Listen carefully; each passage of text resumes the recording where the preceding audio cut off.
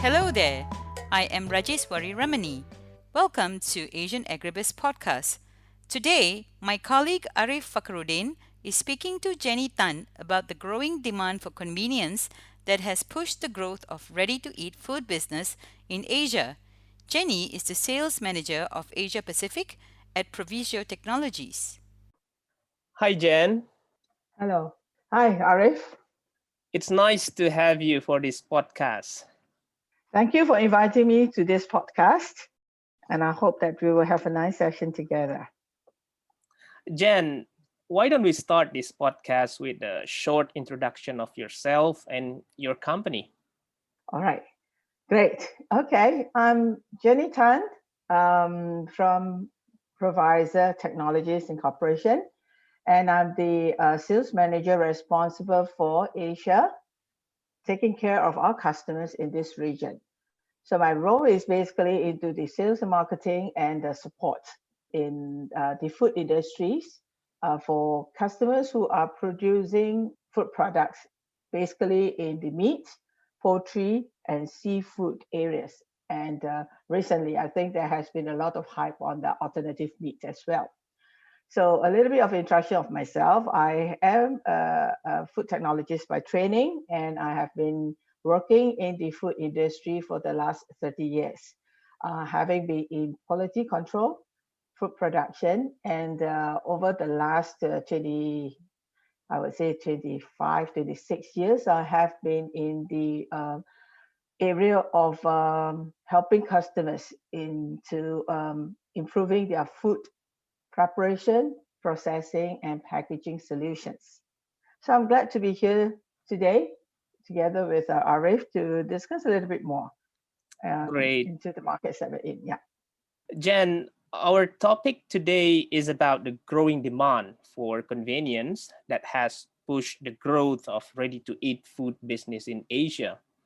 A market study revealed that the global market of ready-to-eat food is growing annually at an average of 4%, and the fastest growth is in Asia Pacific. In 2016, the market was valued at around $72 billion and is expected to reach $146 billion in 2023. So, Jen, how do you see this trend morphing, led on by the pressures of the COVID-19 pandemic? Well, convenience food has definitely made life easier for men to get a complete meal with little or no further preparation by the consumers before consumption. And this has already been happening more than 10 years ago.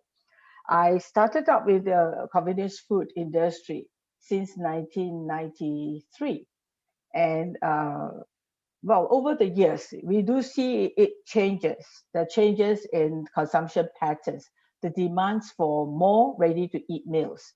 And the COVID-19 pandemic has drastically affected the shopping and consumption methods and behaviors of consumers globally. So one of the most obvious change is in food consumption. We all know that we can no longer eat out as easy as before the pandemic.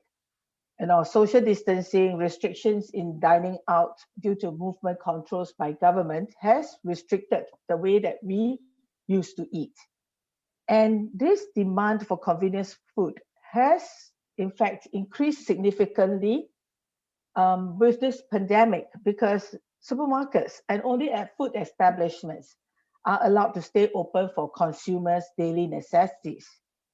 The dining choices has been limited.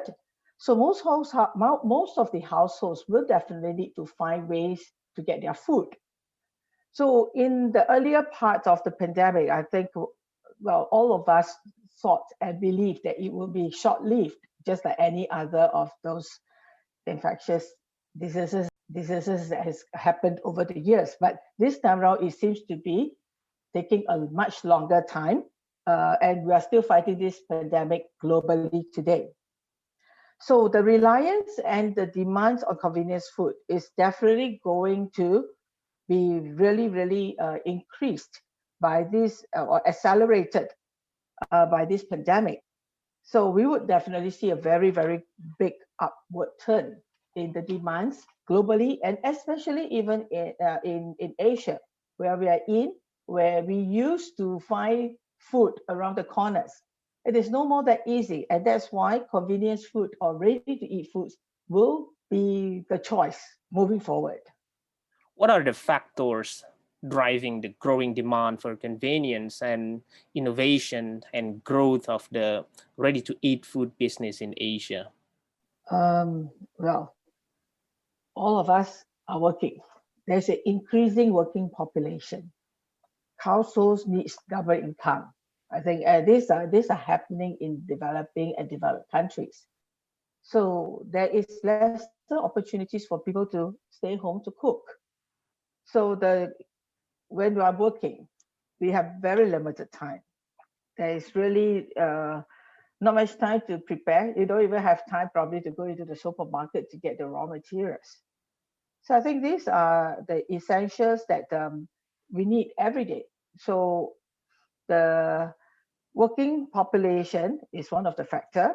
Secondly, is also the growing per capita disposable income. The population is getting more disposable income, and that gives them a better choice of food selection.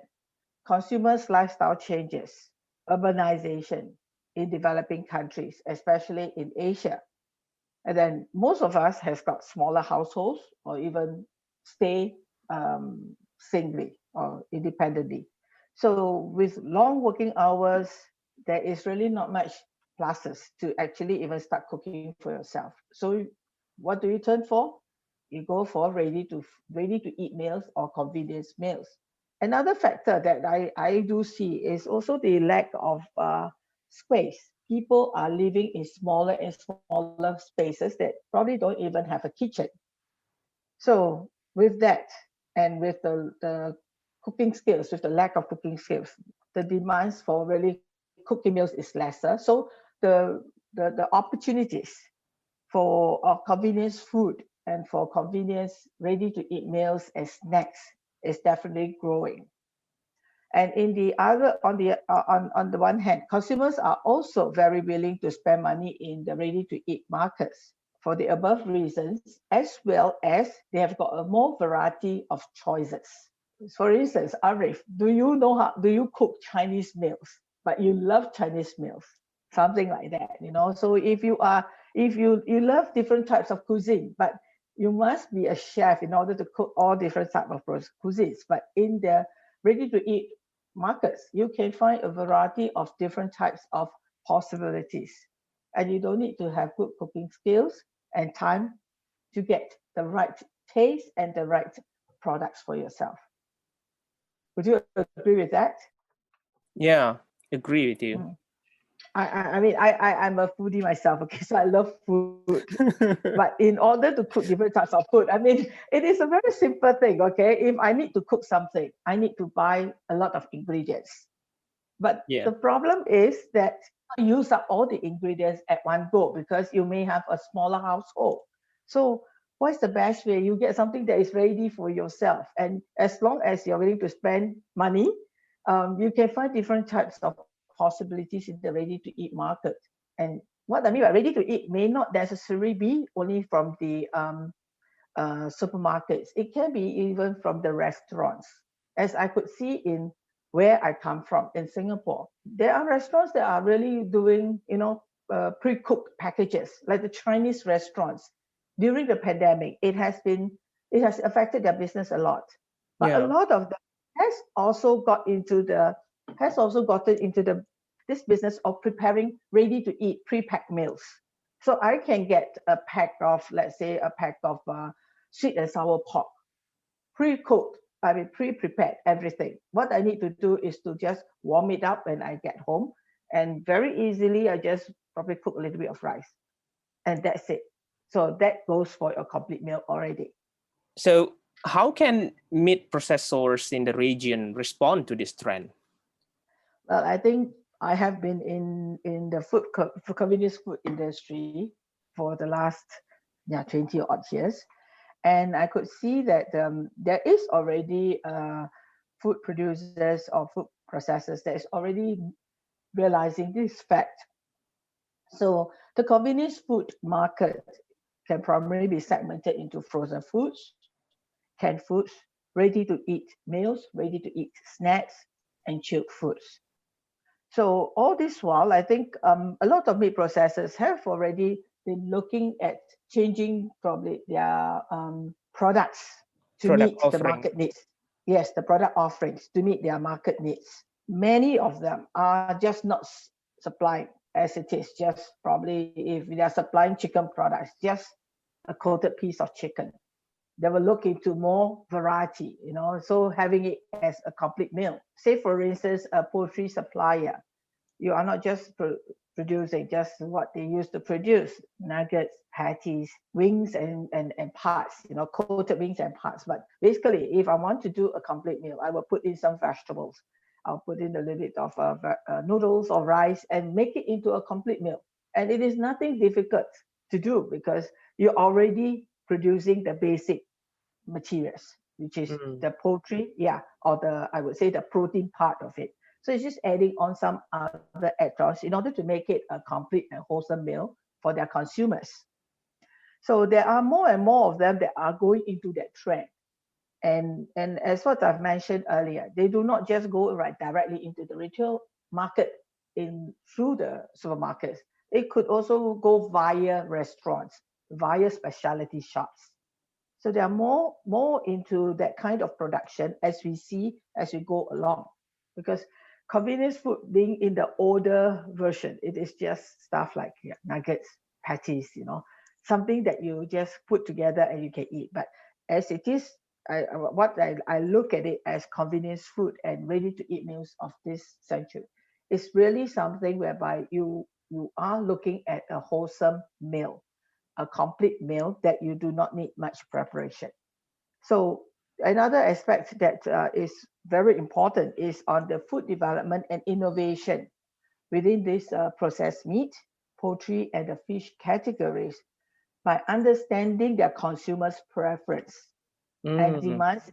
Yeah, you must understand your preference and demands in terms of the product types. Then you can develop the right food for them, the right food, the right taste, and in the right pricing, which is important because there's no point you produce a very good piece of a very good meal, but you just do not have the market because the people could not afford it. So the way that the food are prepared or presented must be in line with the spending power of their market. And Agree. then, yeah, another part of it is really, which I've seen moving ahead, is really production of traditional foods. We are still traditional, okay? You would still like your bakso and Sure. traditional, yeah, I like it. traditional food. You like it, yeah, the bebek goreng and stuff, And for me, Yes. I'm Chinese. I like my Peking duck. I like the Chinese way of cooking as well. But we are in an era that we cannot depend on human to do all this anymore. So I think Mm. in this aspect, okay, producers have got to look for more modern ways of production, of producing traditional foods for repeatability of processes so that you can get a consistent quality as well as to put the cost under control. One more factor that I look at is also understanding your local distribution restrictions, the supermarket space, the storage conditions, the packaging, etc. All this will affect the way that the food is produced as well as packaged. What I mean by this is that if they do not have good infrastructure or cold chain distribution, then it is quite impossible to produce food and have them sold as chilled foods or even some frozen foods or semi-cooked foods. You need to fully cook them and they must be able to be shelf stable throughout. So the packaging may be different and the means of production may be different in this sense. I think the highest growth. I mean, I've gone through some research papers as well, and we could see even for myself being involved in the sales and marketing in this part of the world, in this region. We could see that the convenience food market is growing very quickly in Asia, including India, Mhm. Thailand, Malaysia, Vietnam, and Indonesia. Basically, for a variety of reasons, which we have discussed earlier. So these are really the go-to and the very fast-growing markets that would need a lot of concerns that we need to work with. And so, what are the common challenges faced by meat processors that have been targeting ready-to-eat food market? Yeah, there are quite a variety of challenges, but I'll just put them into a few key points. I think one of which is really the product line that you need to target, that you need to be in line with the target markets that you are going to. Well, ready to eat food is really a very wide range of items, and definitely different markets has got different challenges. So most of it, I think, is also very dependent on the marketing approach. You see, there is no one size that fits all, and there is nothing that shows that it works well in one market, it will work well in another. And this is something which personally I've experienced while in my course of my work, when discussing or when I'm in the conversation with customers. I would say sometimes we just have got to be realistic with the market that we are going to, the target markets. And that's the important part. Instead of following what that goes well in the market. Okay, what goes well for one company may not be workable for another. So you need to really decide on your capability, your own capability, and your marketing approach. What to the target markets that you want to extend to. So it is always very important to understand the consumer behavior. Then you can develop your product in line with the consumer demands. And with that, you also need the marketing. The marketing team in the company is very important. They should be the one that is going to determine which market they should go to and plan it together with the whole company, including the production, the R&D, so that they know specifically how to market it. There are different products. Over these years, we have seen how food distribution and production has been influenced by technologies. It's so easy nowadays. I think in Indonesia, that is very popular. Calling your food through the phone. You call up, I think, Gojek, okay, because you may be stuck in traffic and you need the food by the time you get home. So you call them before time, and you know that it takes about an hour to get the food there, and you will be home for just a hot meal.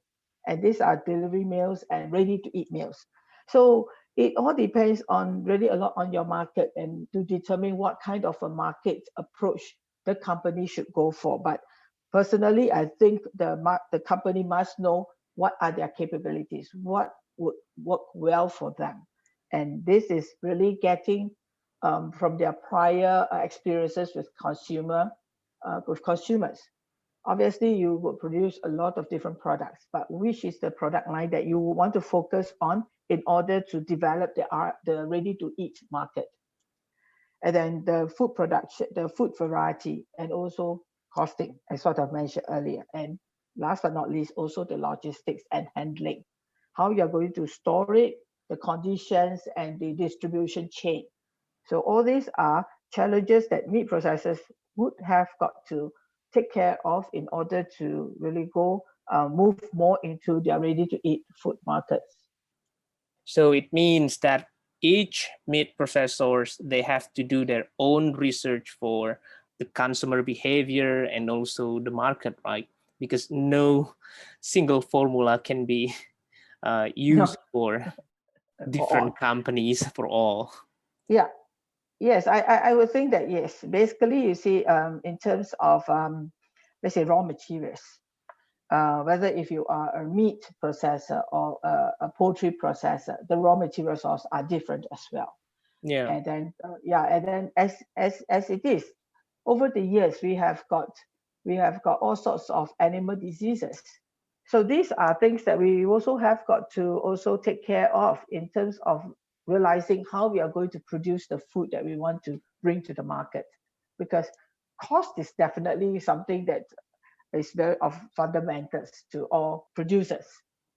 And also, so ultimately, you would need to know that the raw materials that you are getting, are they from the right sources? Are they wholesome enough to be used in your food, that it would create, or it would enhance the food quality and the safety? Yeah, and it is definitely not easy, but I think for food consultants and suppliers of food solutions, I think this is something which is very interesting for all of us, when as we develop the markets together with our customers, the food producers. It is an ongoing learning process for every one of us to understand how we can bring out the best in ready to eat meals into the market. Yeah, agree. Jen, I got an interesting data that last year South Korea recorded an almost 60% growth in the export value of their ready-to-eat chicken to $21 million year on year. How can we replicate this success in other countries in the region? Well, for South Korea, I think what that I always think of when you tell me about Korean food is actually fried chicken and the ginseng chicken and the dumplings, and Yeah. apart from the ramen, apart from noodles. Okay, so for chicken-based products, I mean personally, I could see a lot in the supermarkets, in our supermarket shelf, and primarily they are the value-added chicken products like fried chicken that is very Korean Mm-hmm. in taste. Okay, so I would think that this is the way for the Korean. The Korean has innovated ways to promote traditional products, and in such a way that it is brought to the doorsteps of their consumers. Yeah. Right. So yeah, and the Korean influence. I don't know whether if I am pretty much Korean influence in terms of watching Korean dramas. Okay. So I mean personally from my point, I think that actually helps also because you get Yes, to know the food they eat. I And agree with you. Yeah. yeah, I think a lot of us many years back, okay, I mean I do not know whether you agree with me, but 10 years ago, I don't watch any Korean movies, any Korean dramas or anything because to me, I don't understand what they're talking and it's nothing interesting. But over the last 5 years, I think globally, a lot of us are actually stuck on Korean movies or Korean dramas. And that's the way that we know about Korean food, about the food culture. And over the last year, what you have mentioned, year on year, 21 million USD. That is a lot of exports. Okay. But I think for them to promote that, basically through all these sources, through all these connections, we get to know a bit more of the Korean food and we started trying Korean food. And we find that yeah, it's something that we like. And that calls for higher export possibilities for them. So it's a matter of really packaging. And generally, if you look at it, okay, what is Korean food popular with? Ginseng chicken. Okay, that's the Yeah. one with seriously, it is not cheap. Okay, but I think all of us like it because yeah, there's ginseng in there. So ginseng chicken packaged into a ready meal that you can buy from off the shelf from the supermarket or from the convenience store, and you can bring home. So I don't need to prepare ginseng chicken anymore. Fried chicken, Korean fried chicken is a little bit of a different kind of a taste that you can get. Uh, there is definitely a difference between Korean fried chicken and the American fried chicken Mm. or whatever fried chicken that we are used to, because the crispiness of the coating and the taste is different. Okay, the Yes. marination. So I think through exposure of cultures, into the global market, that could have been a very good reason why they have increased their export very quickly, rapidly, and exponentially. So in other customers or in other areas, I mean, for other food producers, I think for us it's really to maintain a certain identity. If you want to get into to follow that kind of a route, it's like promoting an identity kind of a food that identifies the country. Say for instance, as in Singapore, we are always still fighting what is our national food. You know, we are we are so cosmopolitan. So we are fighting about chicken rice, we are fighting about laksa and stuff. And Yeah. are these our convenience food or the ready to eat foods that the market knows? So this is something where I would say, knowing what that you are good at and producing it and packaging it to the way that your consumers will accept it is something that we can learn from the Korean success.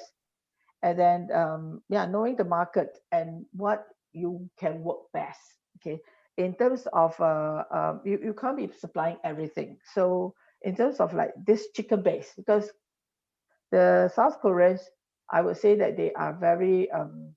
I visited one of the production plants before in South Korea, and they are very Mhm. green based. Okay, so they do promote some kind of a green environment for that green and clean environment for such kind of products, and that sells not just internally, locally, domestically, but it sells worldwide. That people have got the impression that their food are produced very clean. Sustainably, right?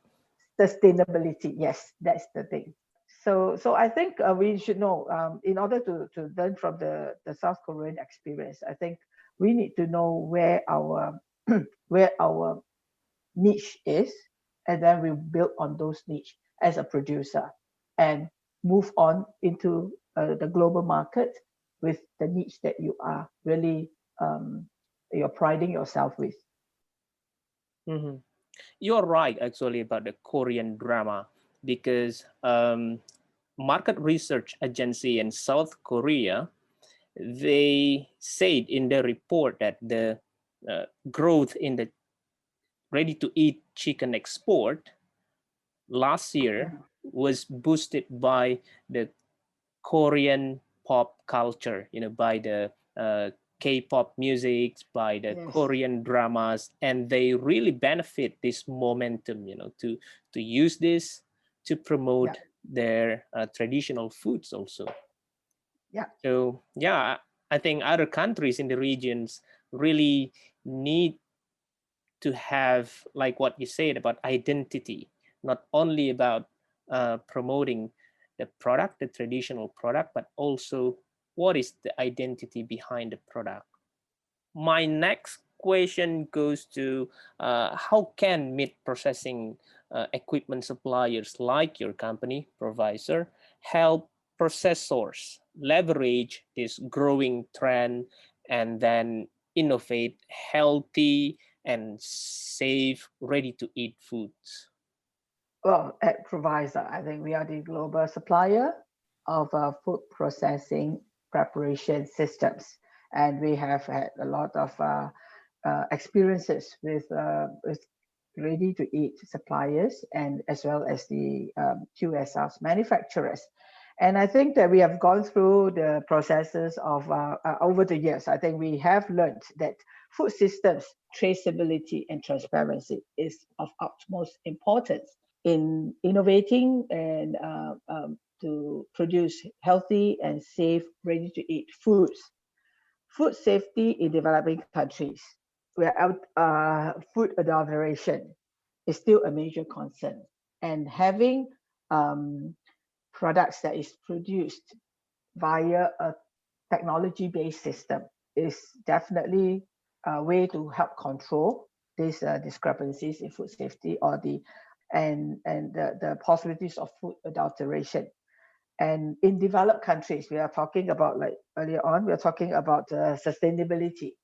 So food systems that we are supplying should be able to achieve our goal of maintaining traceability as well as the transparency of the food production chain, so that we can get safe food into the market.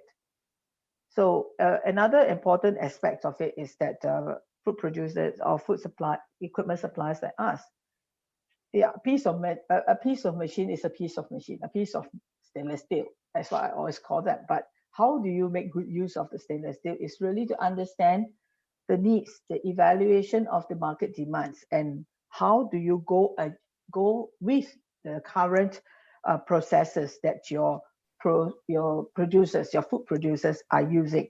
Are they the correct process? Are we addressing the concerns, and can we improve on those concerns? So these are stuff that as suppliers ourselves, I think we need to take a look at it and sit down together with the customers to evaluate their processes and their capabilities in order to come up with a viable solution for them so that they can use those solutions to produce safer food and more food that is more repeatable in quality. Another aspect of it is really to be open about getting into the go-to markets and how they want to present the food products that they want into these markets. This would also enable us to understand restrictions. As what I mentioned earlier, there's always stuff like it's nice to have, okay, but does the nice to have translate into the advantage for the company?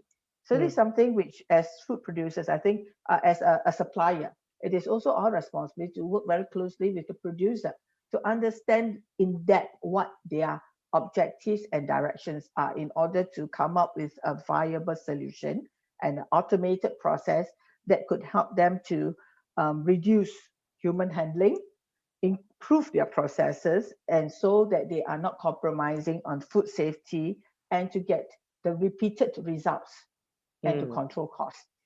Yep. And I think thinking out of the box in the marketing aspect of it. Yeah, because when I interview some meat processors, when they want to venture into the ready-to-eat food category, they don't know what they have to do. So I think this is the opportunity for meat processing equipment suppliers to help them, with telling them about the market, telling them about what kind of product innovations that the meat processor and the meat processing equipment supplier can develop together. Yes, that's definitely the case. And I think one of the point that I would like to bring up is, yeah, as what you mentioned, a lot of food processors. I've spoken to some of our other contacts in the region as well. Food processing companies, they want to do something, but they do not know how to do it, and they cannot find the right partner. So some, in any case, there are definitely different suppliers in the market. But as a food producer who wants to look at really seriously into leveraging the trend into innovating healthy and safe or ready-to-eat foods, I think they should go for the right partner to go in together to evaluate to evaluate and then to look at all aspects of production, of marketing. Then it becomes a whole complete, a very holistic approach into their processes, into the production of the right kind of food that they want to bring to the market. Jen, another interesting point that we haven't discussed is about e-commerce. You mentioned about the growth of varieties and sales for ready-to-eat food in supermarkets, and also restaurant chains also join the wagon for ready-to-eat food. I see that e-commerce is becoming a new channel for ready-to-eat food producers, and also because of the pandemic, they need a new market channel to promote their products, and e-commerce is matching with their need. Yeah, definitely e-commerce is another big way to go. Okay.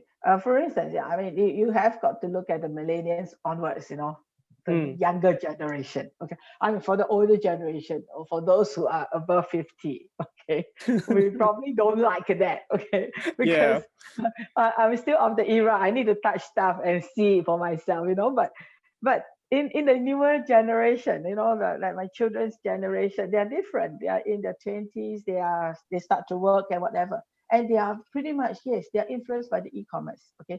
They do things electronically. And the promotion through e-commerce is definitely important moving forward. And Mm. this is something which I think a lot of companies are looking at it moving Yeah. forward as well. Even in terms of, okay, say for instance, the recent, yeah, with the pandemic, you can't go out and touch stuff, okay?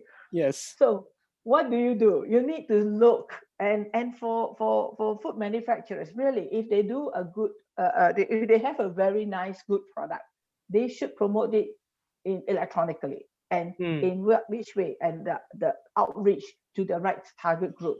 So even yeah, I am starting to go into it. Okay, so I'm getting a little bit lazy to go out and buy food. So things like there are new techniques, digital stores of the future. This stuff like I think in Korea that's what happens. If at the train station you can already see your food as it is. You can order it on the spot, but you don't take it. Somehow it gets transferred and delivered or something like that.